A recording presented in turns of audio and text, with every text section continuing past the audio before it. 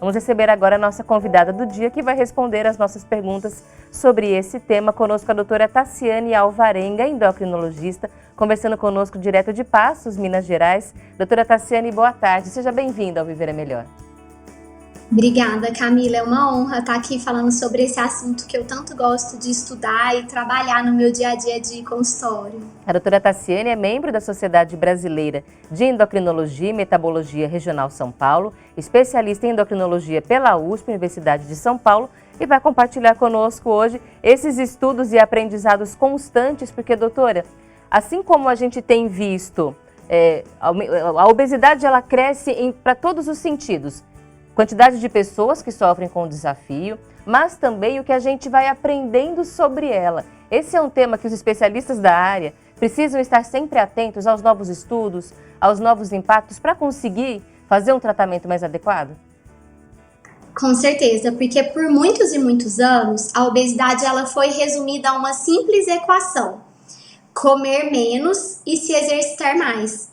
E nós sabemos que simplesmente falar para uma pessoa que tem o diagnóstico de obesidade, olha, você tem que comer menos e se exercitar mais, é como falar para um míope que ele tem que enxergar melhor. É como falar para uma pessoa que tem asma e tem falta de ar que ela tem que respirar melhor. É como falar para uma pessoa que tem depressão que ela tem que sorrir. Então não adianta dar apenas uma orientação. Essa pessoa ela precisa ser tratada de maneira integral, revisitando todos os pilares de um estilo de vida saudável. E isso é muito novo na medicina, na endocrinologia. O olhar para o paciente com diagnóstico de obesidade como uma doença é algo que veio a partir da década de 80, no ano de 84, que a obesidade foi instituída uma doença. Então tudo isso, esses estudos sobre a complexidade, sobre que não é uma culpa do paciente, que é uma doença que causa, acelera ou exacerba várias outras doenças, que não é simplesmente uma escolha do estilo de vida, e até mesmo o estudo de mais medicações para o tratamento dessa doença, medicações seguras e eficazes, é relativamente novo e vem surgindo cada vez mais opções, mais entendimento sobre esse tema tão complexo. E aí é que a gente entende porque é que a gente fala de reeducação para a saúde. Porque esses mesmos comportamentos se repetem no cotidiano, na sociedade. Nos comentários que muitas vezes são feitos para alguém que enfrenta esse desafio, mas também, tá vendo tanto que come? Então muitas vezes são falas que não colaboram, ou da própria pessoa em relação a si mesma. Então a gente precisa acompanhar, por isso essa oportunidade da gente conversar sobre isso é tão importante. E eu queria que a senhora explicasse para a gente, doutora, exatamente esse ponto que a senhora destacou, de por que é que a obesidade é por si uma doença. Porque muita gente fala, eu estou acima do peso, mas meus exames ainda estão ótimos. Não tenho colesterol elevado, não tenho diabetes, não tenho hipertensão, então eu estou saudável. Por que esse raciocínio não está correto? Perfeita a sua colocação, Camila. O que acontece? Essa pessoa ela tem que colocar um ainda. Talvez você tenha diagnóstico de obesidade e os seus exames ainda estejam normais. Mas isso é questão de tempo. E muitas vezes, mesmo que os exames estejam normais, nós sabemos que a inflamação, o processo inflamatório que a obesidade gera no nosso organismo, aumenta o risco de vários tipos de câncer, por exemplo. Câncer de mama, câncer de endométrio, câncer de intestino. Mesmo com todos os exames normais, a sobrecarga que um paciente com obesidade está colocando nos joelhos, nos tornozelos, na coluna, e muitas vezes a sobrecarga emocional e psicológica de não estar se sentindo bem consigo mesmo, de não conseguir se olhar e se admirar no espelho, de não conseguir tirar uma foto, a autoconfiança e o empoderamento. Muitas pessoas com diagnóstico de obesidade não conseguem se candidatar para uma vaga de emprego porque não têm autoconfiança para expor a sua imagem. Então, a questão é muito mais ali do que ela ser um fator de risco para uma doença. Eu falo que muitas vezes a obesidade é uma doença invisível. Pode até ser que os exames estejam normais, mas existe uma carga enorme que aquela pessoa está carregando. E é uma carga que não é o peso, vai além do peso. E aí eu gostaria que a gente continuasse nesse exercício de olhar além das coisas que parecem óbvias? Que quando a gente fala de qual é o motivo para a obesidade, a primeira resposta seja alguém que come mais do que deveria, mais do que precisa e que não gasta essas calorias, que era aquela visão mais simplista da obesidade, comer menos, gastar mais. Quais são, além dos fatores alimentares, doutora, os maiores motivos para a obesidade? Certo. Além dos fatores alimentares, hoje muitas pessoas não comem por fome. Talvez, se fosse apenas a fome, a prevalência de obesidade não estava crescendo desse jeito.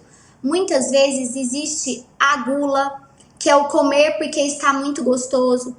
Existe o estresse e a ansiedade, cada vez mais prevalente no nosso mundo de hoje. Então, é o descontar as emoções na comida. Ah, eu tô trabalhando muito. Ah, eu não dormi.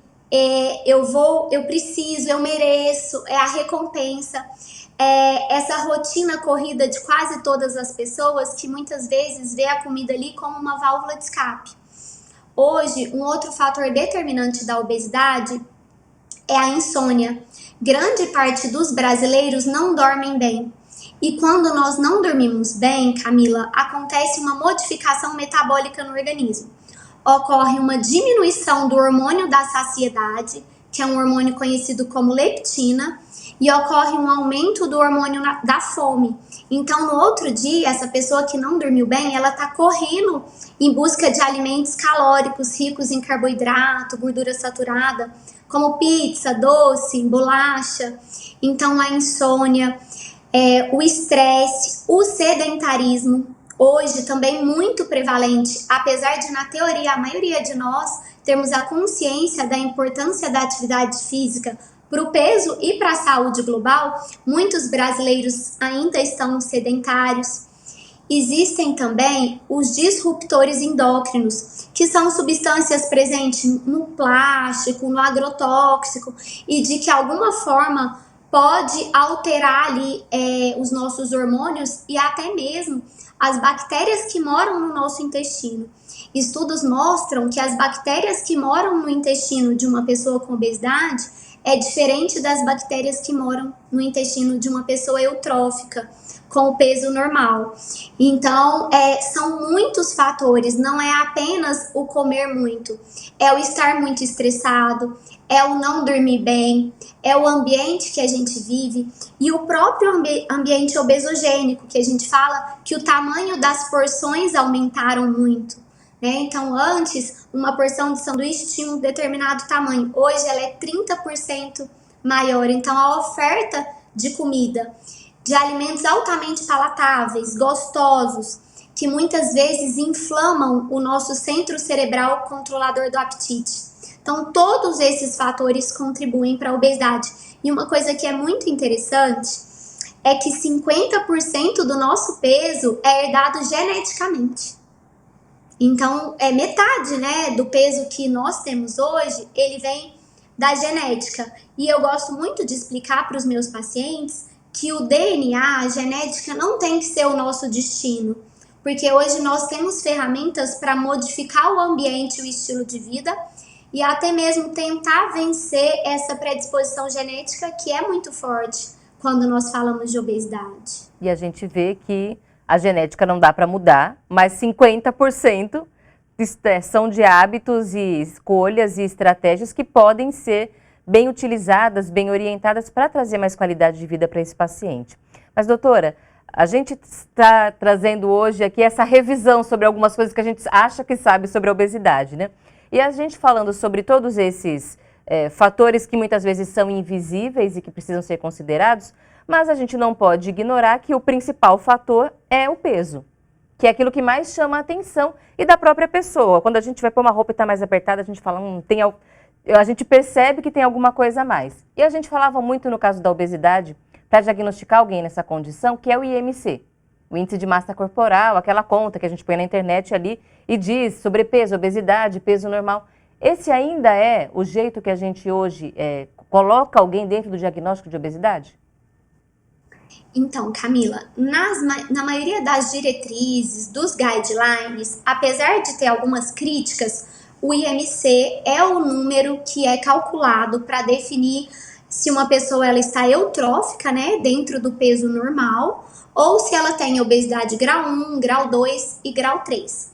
Mas além do IMC, hoje nós olhamos também a circunferência abdominal, que é o principal preditor de risco cardiovascular. Então, muito mais do que o peso, é onde essa gordura está concentrada. Quando nós falamos do risco dessa pessoa no futuro ter um infarto, um AVC. Então, a circunferência abdominal é muito importante. Nós avaliamos também a relação cintura-quadril, principalmente nas mulheres, para ver se essa gordura está acumulada mais na barriga ou mais no culote. Existem alguns métodos indiretos, como a bioimpedância, que é uma máquina que tem alguns eletrodos que é capaz de calcular o percentual de gordura corporal. Então, apesar de o IMC ainda ser um número universal para essa classificação, existem outras ferramentas. Porque, por exemplo, nós podemos ter um paciente extremamente musculoso, que ele tem um peso elevado e que pelo IMC ele teria diagnóstico de obesidade. Mas quando nós fazemos a bioimpedância, é uma grande quantidade de massa muscular. E ao mesmo tempo, nós podemos ter uma pessoa eutrófica de peso normal, mas que tem quase nada de músculo, tem a perna fina, o braço fino e tem aquele grande acúmulo de gordura visceral. Então é como você disse no começo, o paciente com diagnóstico de obesidade, ele é muito mais do que um número, muito mais do que um IMC, uma circunferência abdominal ou um percentual de gordura corporal.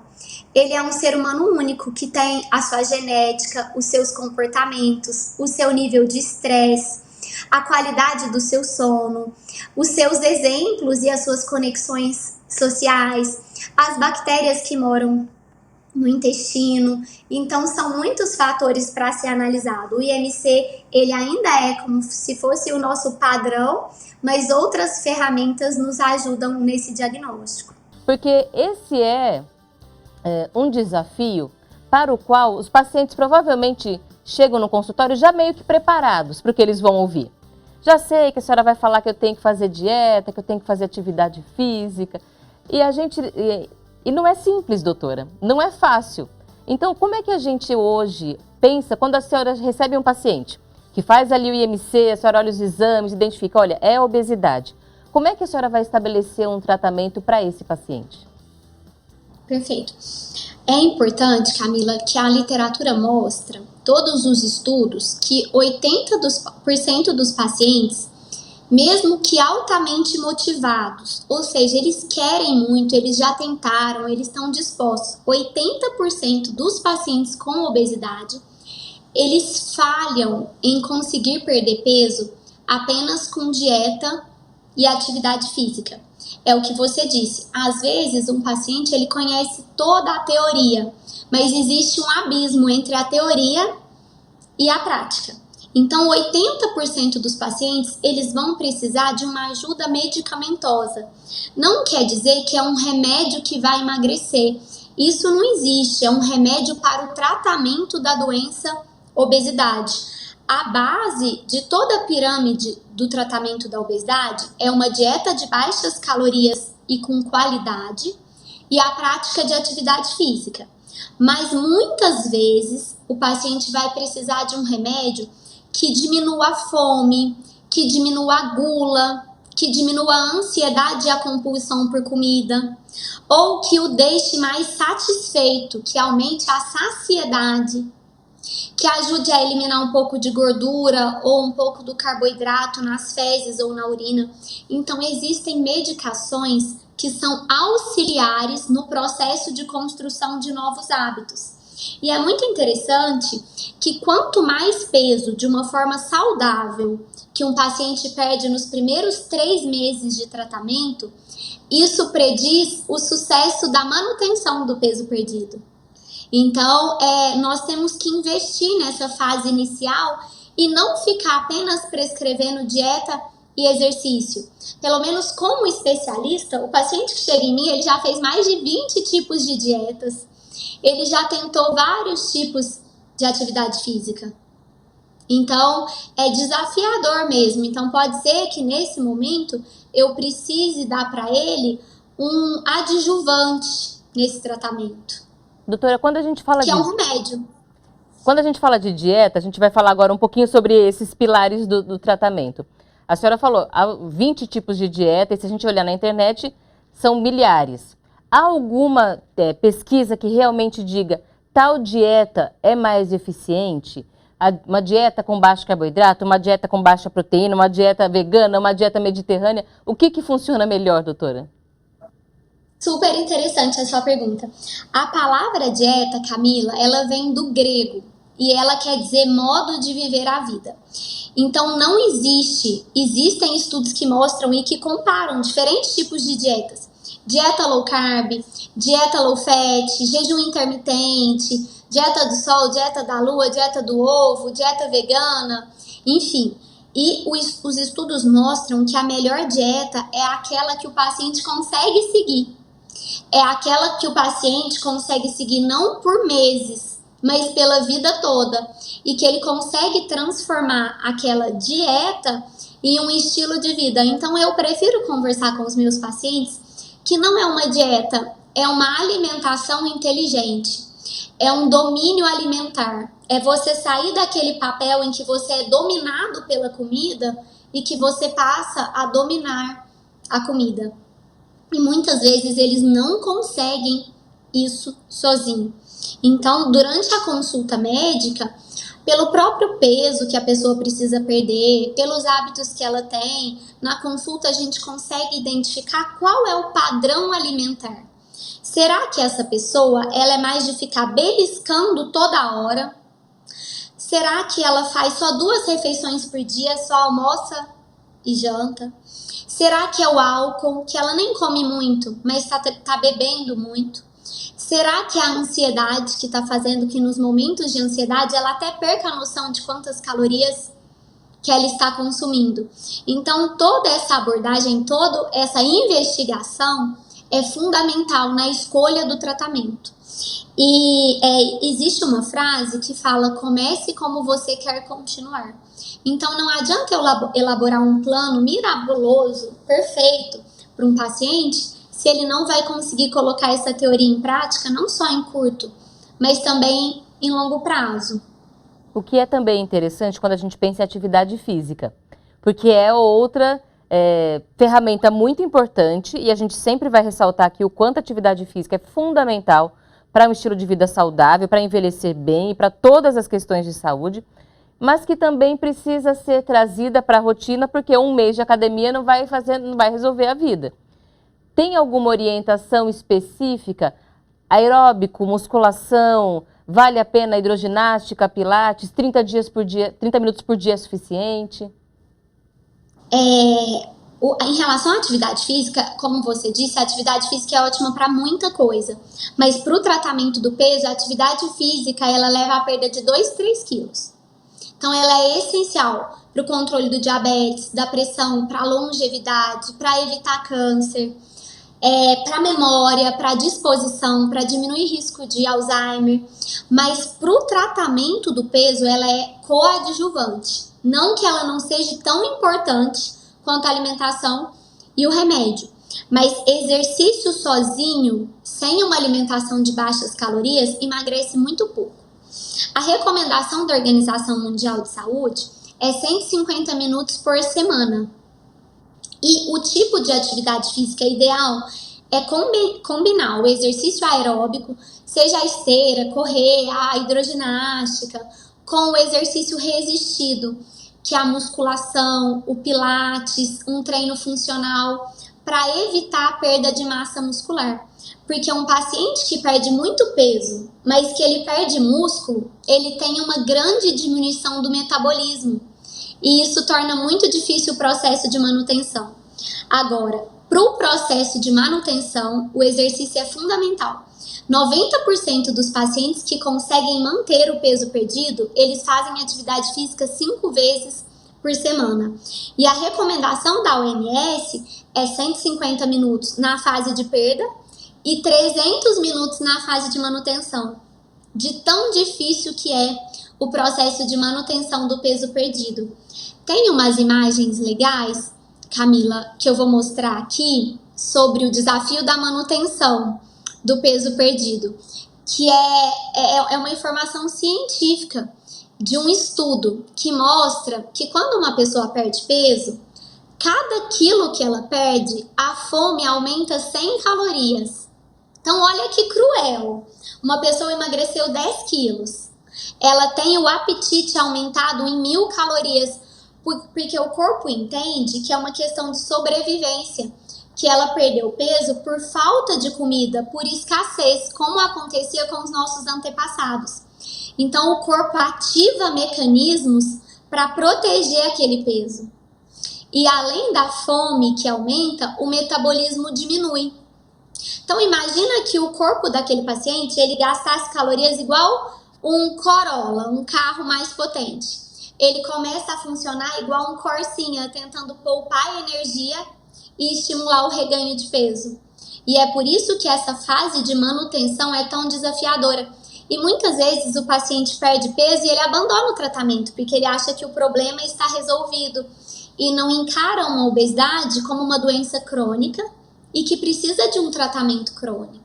E aí a gente vê um dos grandes desafios desse tratamento, o paciente que nos primeiros meses consegue emagrecer, fica super animado e aí abre mão um pouco desses hábitos, começa a comer um pouco mais, deixa de lado a atividade física e volta. O efeito sanfona que a gente fala tanto e que muitas pessoas passam a vida nesse efeito. Então acho que mudar essa visão de que é um problema crônico, que não quer dizer que a pessoa vai passar a vida inteira em privação, mas ela vai passar a vida inteira atenta. E para a gente concluir a conversa, doutora, trazer talvez esse olhar. A obesidade é um problema que a gente tem que enfrentar, tanto quem vive já, mas pensando em prevenção, assim, ó, começou a ver que o peso está aumentando, que a saúde está mudando, já tentar fazer alguma coisa, não esperar ficar mais grave, mais sério, porque perder 5 quilos é mais simples do que perder 15 quilos.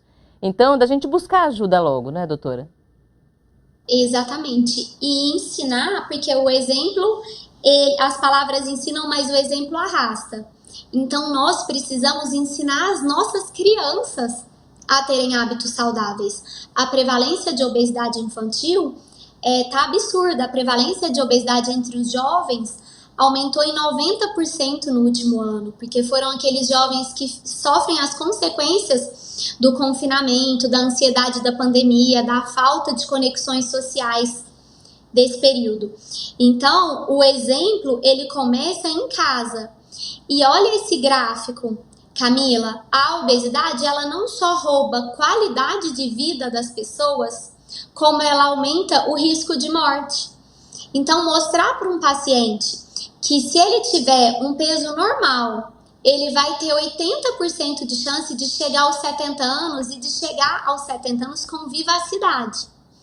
Já um paciente com obesidade grau 2, ele tem só 60% de chegar aos 70 anos e muitas vezes cheio de comorbidades.